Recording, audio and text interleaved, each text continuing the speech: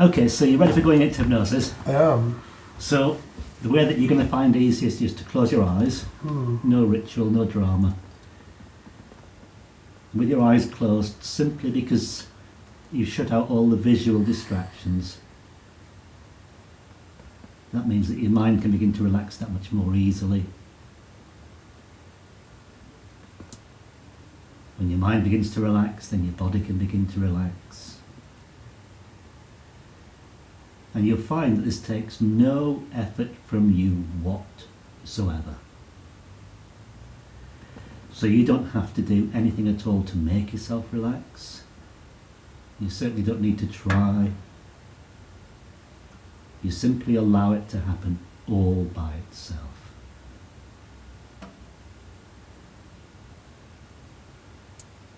And already you can notice some of the signs of relaxation. I'm sure you can be aware that your head is already starting to gently drift over to the left, and perhaps you can notice a sort of heavy feeling that goes along with that. But certainly you can be aware of the little movements as the head gradually drifts over, which is an indication that the muscles in the neck are already beginning to relax without any effort from you.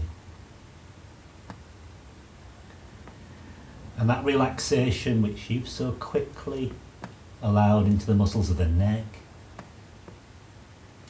can spread, it can deepen, and you can just continue to allow the head to drift into a comfortable, relaxed position. And as you're simply allowing the head to gently drift into a comfortable, relaxed position, so this is helping you to gently drift, gradually deeper and deeper into comfort, into relaxation, into hypnosis. And you've been in hypnosis many times in many different situations.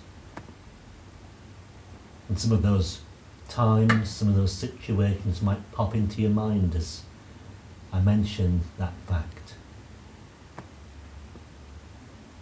You can remember some of the people who have taken you into hypnosis in the past, various places around the world.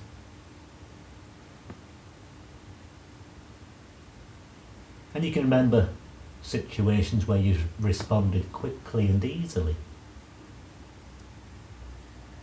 And you can also remember situations where you've wondered just how well you're responding.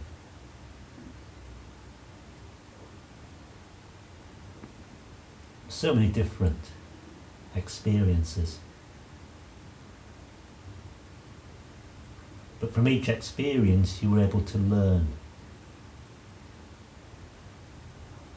and add that to your sum total of knowledge and experience of going into hypnosis.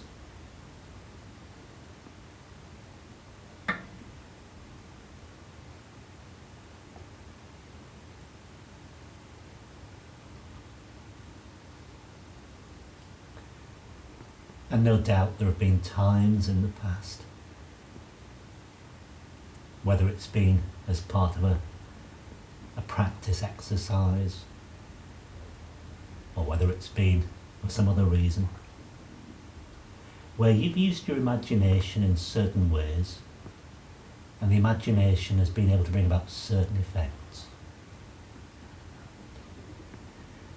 And what I'd like to invite you to do now is just to use your imagination in quite a traditional sort of way, and to imagine that there is a balloon being tied to the first finger of your left hand.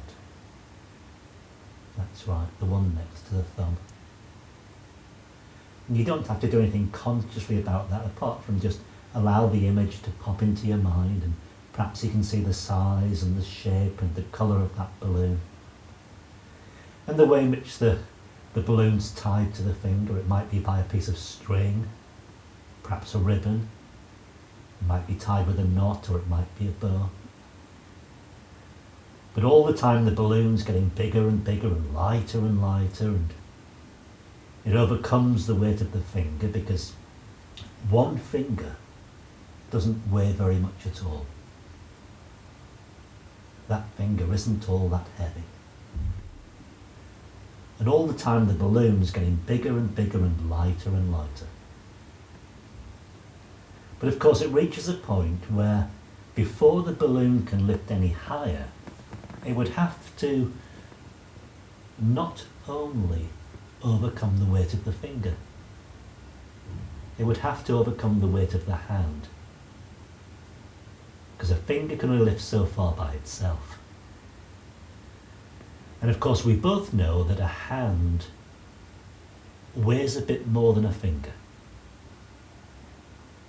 But it's not that heavy. And all the time the balloon continues getting bigger and bigger and lighter. So that's right, it's only a question of time before the balloon overcomes the weight of the hand, and then the forearm, and then continues lifting little by little higher and higher, without any effort from you. You're simply allowing your imagination to do the work for you. And as the balloon lifts the finger and the hand and the forearm higher and higher, so you continue drifting deeper and deeper into hypnosis. It takes no effort from you whatsoever. You simply allow it to happen. And at a certain point, the balloon will get so light that it begins to not only overcome the weight of the hand and the forearm, but it will overcome the weight of the elbow, and then the upper arm. And then it will continue, little by little, just lifting higher and higher, as you continue little by little drifting deeper and deeper into hypnosis. And it might start to feel, or you might imagine that it would get to that point where, just like Winnie the Pooh, you could almost lift off into the air following the balloon upwards. Of course, that's not really going to happen. But there's nothing wrong with imagining it happening. But in reality, the balloon just continues getting bigger and bigger and lighter until it reaches the point where your mind and your body are ready and able to respond as fully as possible today, so that you can gain the maximum benefit from this session of treatment. So that you can take from this session exactly what you want, nothing more, nothing less. And consciously, there's no particular way of knowing when you've reached that point. So there's no point in trying to work it out or even to guess. But when you do reach that point in hypnosis where your mind is ready and able to respond as fully as possible today, then, and only then, there is a valve in that balloon which will automatically open.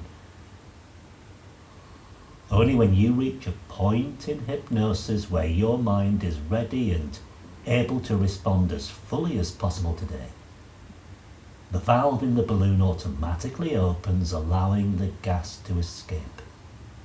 Perhaps you can hear the hissing sound as the gas escapes. And the balloon gets smaller and smaller, and it just allows the hand to drift all the way back down. You can enjoy the sensations